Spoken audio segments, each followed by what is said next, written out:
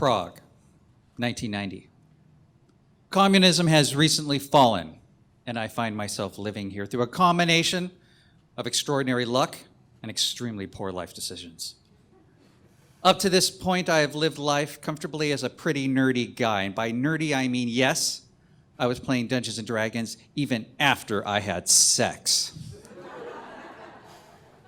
And yet this nerdy guy somehow, through just luck and chance, finds himself living in Prague. I got an okay job teaching English. I got a sweet apartment in the center of town. And I had a girlfriend named Petra, who was like 8 miles outside of my league. Life is good. But please note that I am half Mexican, and though you may not be able to tell it now, in the summer, I brown up really, really well. Also, at this time, I have hair down to about the halfway down my back. What does this mean? In Czechoslovakia at the time, what this means is everyone thinks that I'm a gypsy. And they hate gypsies. Like all Europeans, pretty much. They despise them. This causes me some troubles. So, for example, I'm occasionally kicked out of bars or restaurants. Why? Well, they would say, because you're a gypsy. And I'd say in my poor Czech, nesem, I'm an American. And they'd go, to jedno, neso bile. I don't care. You're not white. And I would leave the establishment. I would also occasionally get my ass kicked walking home from the pubs by random Czech guys who were drunk and just felt the need to punch a gypsy. But there's a good side to this ledger, a really good side. Basically, the gypsies adopt me. I get to hang out with the gypsies. I get to go where the white people don't get to go. I get to hang out in the gypsy caravans, in the gypsy bars. I get to kind of get a taste of this culture and a taste of these people. I'm like this crazy American that they can't understand, their long lost gypsy brother. That's what I am, the guy from America. I hang out with them. And it was one day at a gypsy pub in the center of Prague called U Zeleného Stromu, the green tree. I'm hanging out with some of my gypsy friends. Now, my gypsy friends are black market money changers. Why is there a black market for money changing? Because under communism, the currency, the Czech currency called the koruna, was artificially kept high.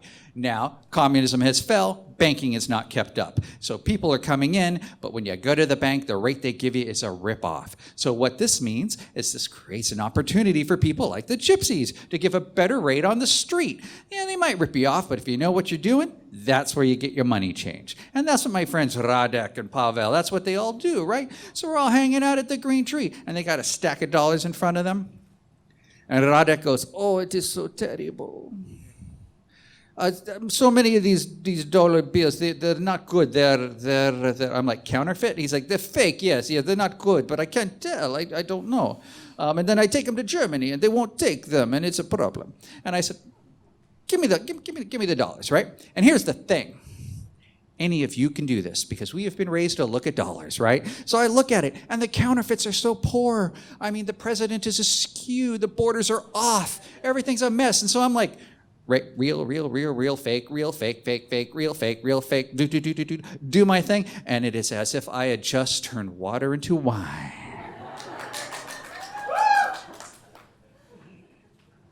And then about a week later, Radek, back at Zeleného Stromu, and Radek goes, I just came back from Germany. I took the dollars you checked for us. Your hit rate was 95%. So I have a proposition for you.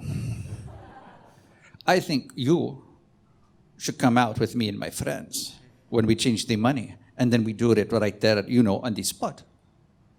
And I was like, I want a 15% cut. I will give you 7. I will take 10. Deal.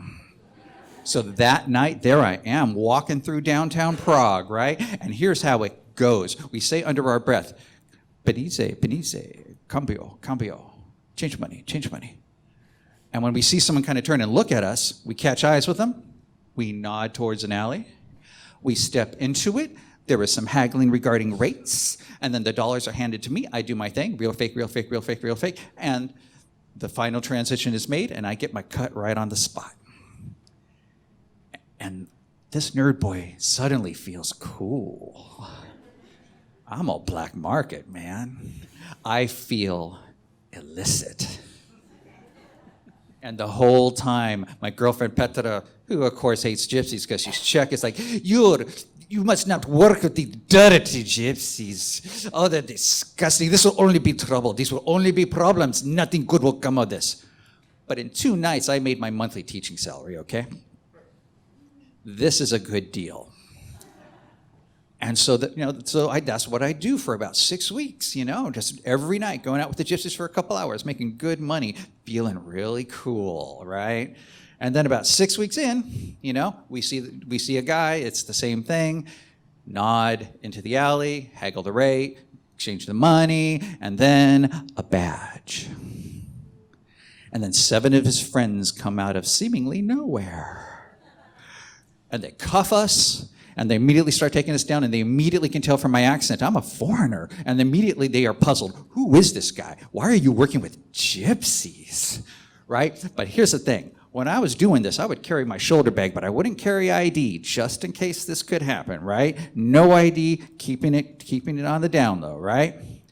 And they take us all to a station. They put me in a holding room, and I'm kind of sitting in this blank room, and eventually they take me to the station chief, and there's my satchel on his desk, and he's looking at me. He does not speak English, so I got to strategize this. And I'm thinking, okay, everyone knows that the British are loved more than the Americans. I'll pretend to be British, which means I will speak in a bad British accent, because I don't do a good one. But they can't really tell. I don't need the accent. To them, it's all English. I don't care. I'm going to use the British accent anyway, right? And I'm just going to try to be really obnoxious, so they just let me go, right? So the station chief's looking at me, and I go, you better let me go. And I start waving my arms around going, yeah, I'm going to call the embassy. I'm calling John Major. I'm calling the bloody Queen. You better let me go, you bastard. And I start speaking like in my bad Czech, ne masz pracę. You won't have work. Oh, mate problemi so true. Yeah, you're going to have problems. Anglicky, I'm British. Anglicky. And he just kind of looks at me, drums his fingers. Anglicky, yo? Yes, I'm British, and you better fucking let me go. Uh-huh. He reaches inside my satchel, and he pulls out my American passport. And I look at him, my heart drops, my gut falls beneath my testicles. And then I catch myself and I smile and I go, dual citizenship, mate. Doesn't buy it at all. Boom, so they put me in the drunk tank and I'm sitting there and I'm like looking at my surroundings and I'm terrified. What the hell? How did this nerd boy end up here? There's bars. There's this horrible concrete bench that I'm sitting on. There's a guy over there sleeping in his own puke, and it smells like vomit. And I realized that I could go to jail. I could lose things. I know that the penalty for black market money exchange rate is expulsion from the country. I could lose my job, my apartment. I could lose Petra. And once I get over my fear, I start contemplating, what am I doing this for? What's the point? I mean, yeah, the money's good, but I'm really just doing it not to feel like a nerd anymore. Well, that's pretty dumb. And so I get one phone call. They do that over there too. And I call my friend Camilla, who works at the American Embassy. And a couple of phone calls are made, and I am let go. They don't want anything to do with me. I'm just paperwork and a hassle. Get the hell out of here, right? Oh, don't work with the gypsies. Okay, off I go, right? And so I go home, and I tell Petra, and she's livid. She's just pissed. I told you not to work with the dirty gypsies. I told you it's nothing but problems. You risk everything. What for? This is terrible. You must never work with the gypsies again. Never. And I said, yeah, you were right, and I'm sorry. I'm wrong. I was doing it for dumb reasons. And I will never risk you. I will never risk us again. And I will never work with the gypsies ever again. I promise, I promise, I promise. never work with the gypsies.